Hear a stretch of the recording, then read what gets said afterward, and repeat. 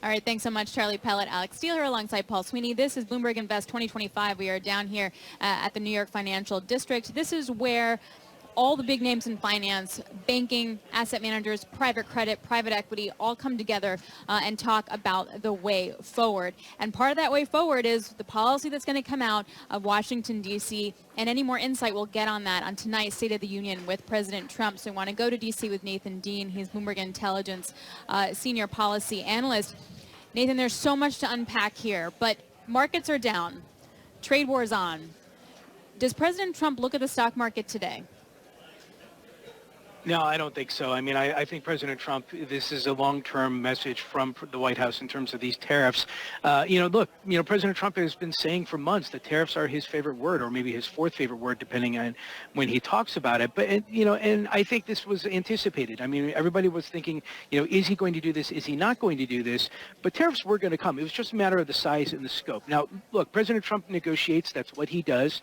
There's always going to be a negotiation. But the response that we have seen from Ottawa and Mexico City today suggests that those negotiations aren't going to be taking place right away. This is going to need some time to cook. So I think what you're going to see tonight in this joint address to Congress is you're going to see President Trump double down on this idea of tariffs, an idea of bringing back manufacturing jobs to the United States. His Truth Social posts about farmers growing stuff in the United States to sell in the United States.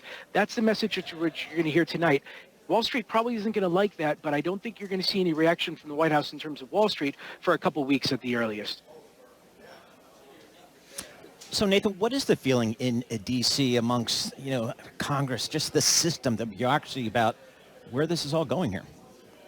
Yeah, so there's going to be a lot of unease, especially amongst the Republicans in terms of these tariffs. Senator Rand Paul even just tweeted 2 hours ago that, look, tariffs are going to increase prices, and he cited automobiles.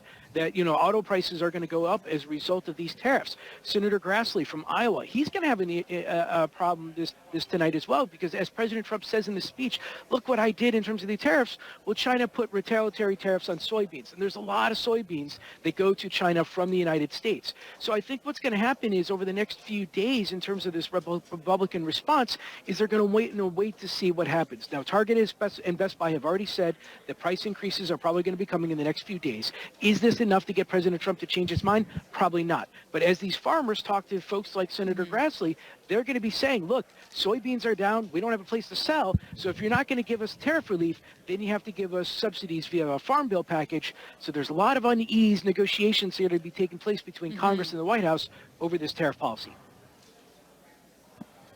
Which is what we heard from Justin Trudeau of Canada, saying we're going to support businesses that are going to be hit by these tariffs when he was speaking earlier today.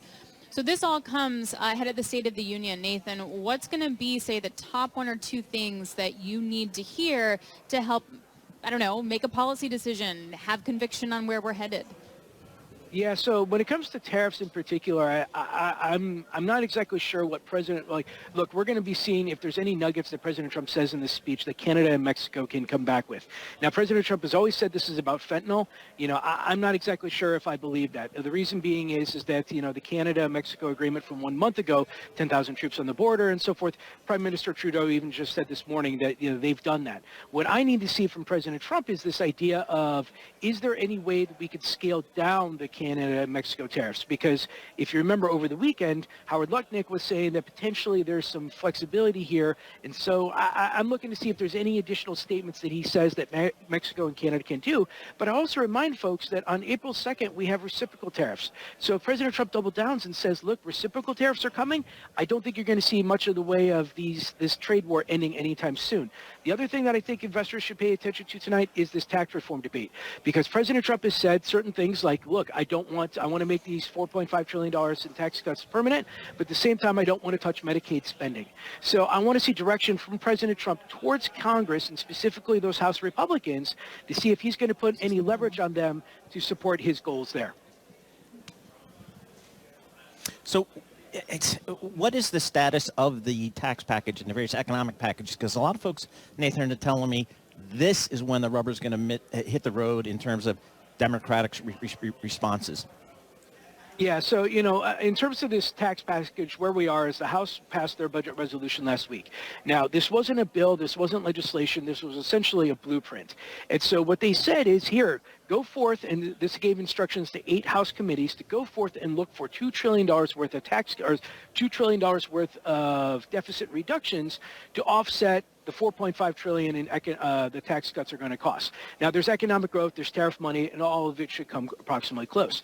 The challenge is that even though the House says that they want to get something done in April, if not May, the challenge is how are you going to pay for this, and how are you going to get the entire caucus on Creed?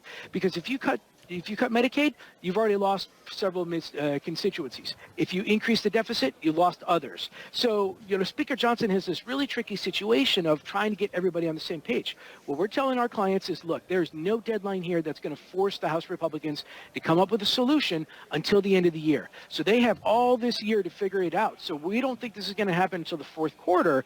We do think a package will eventually come together. We do think we'll, extend these Trump-era tax cuts, but we don't think it's going to change the Inflation Reduction Act all that much. We probably don't think it's going to change Medicaid all that much. But again, it's hard to come up with specifics because they have the rest of the year to figure it out. It's just not going to happen in the time frame that they're currently saying it's going to.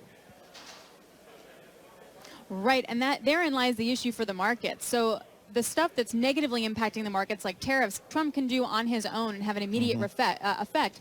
But the stuff you're talking about, like tax cuts that can have a stimulative effect on the markets, can't be just done by President Trump. Has to be done by Congress. So the longer that gap is, you have to wonder if it's going to be harder for the markets to digest. Yeah, absolutely. So if you think about 2025 and think about catalysts, key things that are happening, right now we're going through the trade war. The trade war is probably the most important thing that's to the markets at this point because, look, we're seeing it in real time. We're seeing companies saying prices are going to go up. We are seeing the peso and the Canadian dollar go down. But then if you get longer term, we have a government shutdown coming up March 14th. Very little impact to markets. In fact, every single time this happens, we put out notes essentially saying there's no market impact from a government shutdown. Next after that, you have the debt ceiling. This is probably June, July. Obviously, if you're on the fixed income side, you care very much about the debt ceiling. We think there's an 80% chance the debt ceiling is resolved with. So we, again, don't think a lot of headline risk.